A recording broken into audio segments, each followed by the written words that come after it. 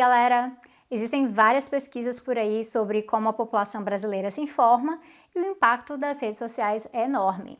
Então só isso já deveria servir de alerta para pessoas de esquerda que acham que chamar de youtuber é xingamento e que menosprezam os debates tocados na internet. Afinal, a gente já sabe, uma das forças por trás do bolsonarismo é justamente o uso das redes sociais. E no caso deles, às vezes de forma ilegal mesmo. Pois hoje nós vamos falar de redes e política e de capitalismo também, porque se tem uma contradição ambulante em falar de política antissistema na internet, é que uns bilionários do sistema, eles conseguem ganhar até mesmo com isso.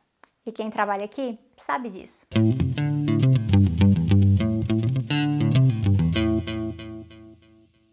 Eu lembro de uma pesquisa do final de 2019 que foi conduzida pela Câmara e pelo Senado sobre como as pessoas se informam.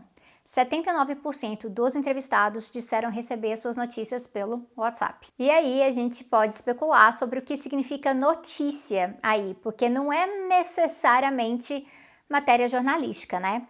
Pode muito bem ser aquele post de blog de fake news. Mas é isso, seria como as pessoas se sentem informadas e o peso do WhatsApp é enorme. Nós sabemos que o WhatsApp foi chave nas eleições de 2018 e tudo indica que vai ser de novo agora em 2022. E aí quem nunca teve que explicar e desmentir um pedaço de fake news que algum parente recebeu pelo WhatsApp, não é? Ou quem nunca entrou numa briga em grupo de família, de amigos ou de trabalho no WhatsApp por conta de algum post de política que rolou por lá. Isso faz parte do nosso cotidiano. Nessa mesma pesquisa veio o WhatsApp primeiro como fonte de informação, depois televisão, depois YouTube, aqui onde eu subi esse vídeo. O que eu achei interessante é que nessa pesquisa especificamente, o Twitter ele apareceu lá embaixo, em 7%.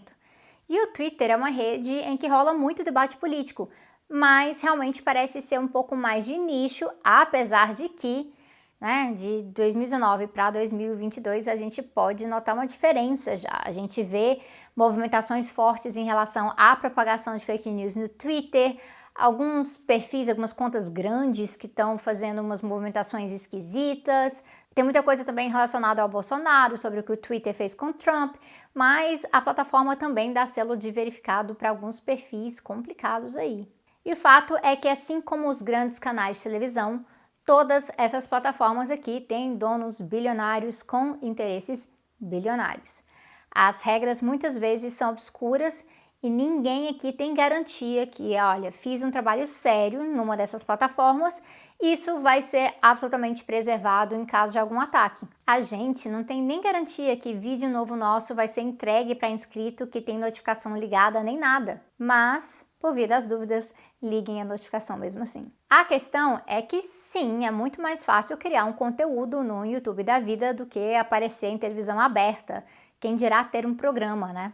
Então, existe uma necessidade de entrar para disputar esses espaços e é fato que da última eleição para cá tem muito mais criador de conteúdo de esquerda e também tem muito mais investimento de veículos e de outras instituições de esquerda para estar colocando material aqui nesses espaços. Isso é positivo.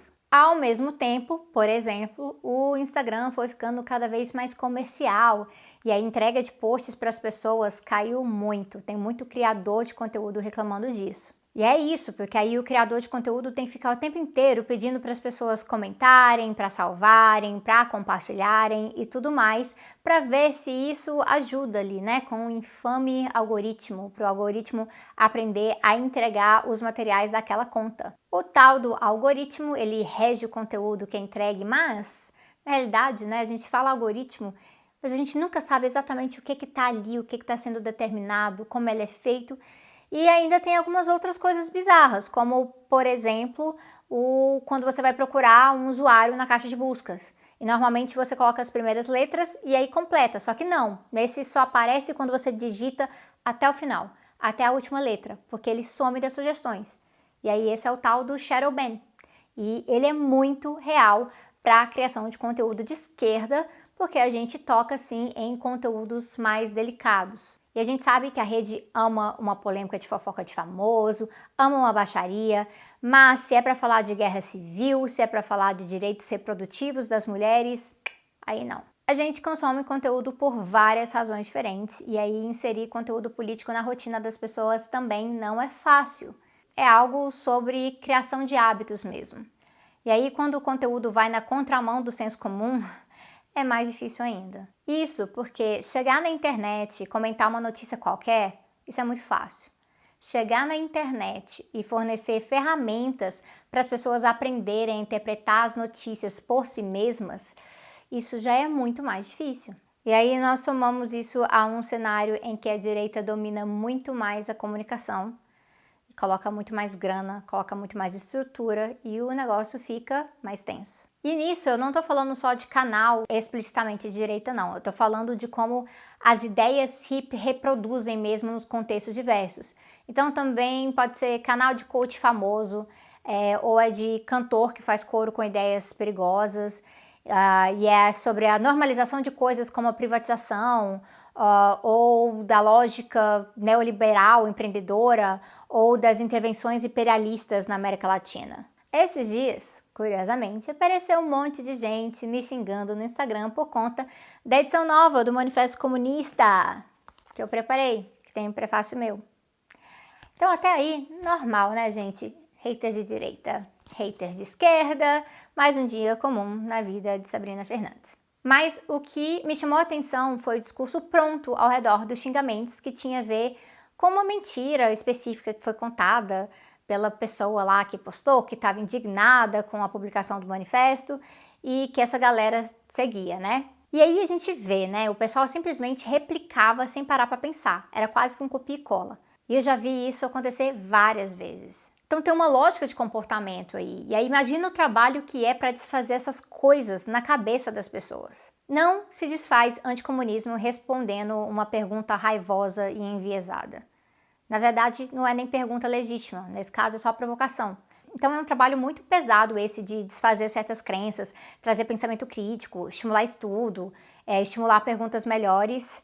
E isso, gente, é bem menos interessante, né? Que TikTok de pessoas fazendo a ASMR cortando sabonete. Ou seja, para fazer um trabalho de educação política, especialmente educação política com embasamento científico na internet, a gente compete com toda a força da ideologia dominante, com toda a estrutura que essa galera tem. Então, assim, basta vocês olharem para a estrutura daquele pessoal lá que começa com Bra e termina com Lelo, por exemplo. E aí, a gente ainda faz isso num ambiente em que o conteúdo de entretenimento, ele é o conteúdo central, ele é o conteúdo mais forte.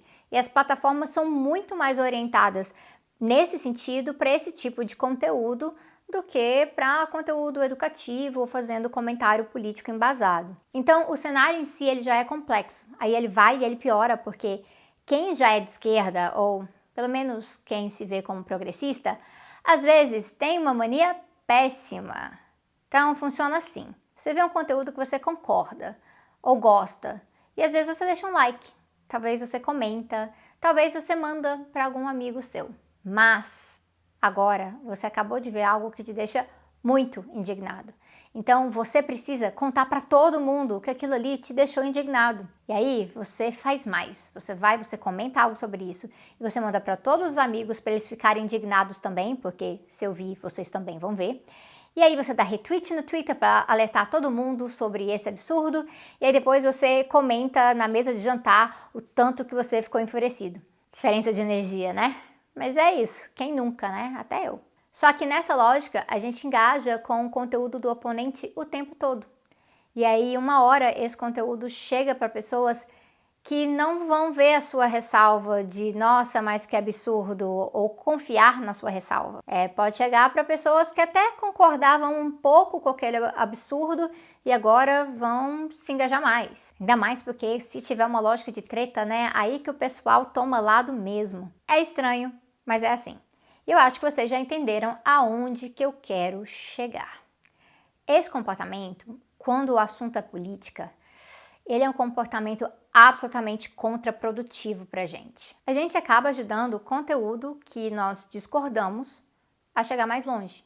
Então, quando o conteúdo que na verdade a gente concorda, ele acaba passando majoritariamente batido, porque ele não traz aquela paixão na gente. E aí até que o negócio aperta, né? Ou tem alguma tragédia, ou tem uma campanha eleitoral, aí a paixão aflora novamente. Mas aí pode ser tarde demais, né? Porque você passou o ano inteiro compartilhando mais conteúdo de direita. Tem um livro antigo da Jodi Dean, que chama Blog Theory, e é um dos primeiros livros que eu li dela há muito tempo atrás, infelizmente só está em inglês, mas ele é da época em que se falava de blog ainda, então não era tão sobre redes sociais como é hoje, mas tem ali uma base teórica que é relevante. Ela fala um negócio interessante enquanto ela discute comunicação online. Ela discute o conceito de capitalismo comunicativo. E aí ela explica que o capitalismo comunicativo ele tem formas de capturar até as nossas resistências, mas também de gerar distorções, de alterar como nós vemos as coisas. Ele também fragmenta as coisas. O capitalismo comunicativo ele transforma qualquer comentário em mercadoria. Então é muito mais interessante que se crie conteúdo infinito sobre tudo, até sobre coisa que a gente não entende, que é algo que muito tudólogo faz por aí, né? Do que a gente usar a comunicação para dar uma base política, crítica e sólida, de uma forma que possa, inclusive, escapar das redes. Não. A lógica que prevalece é de pedacinhos de ideias e opiniões, porque isso é mais facilmente replicável, isso gera mais dinheiro. E geralmente não fixa, então você tem que repetir mais e mais. E aí, é nesse circuito que a gente se encontra.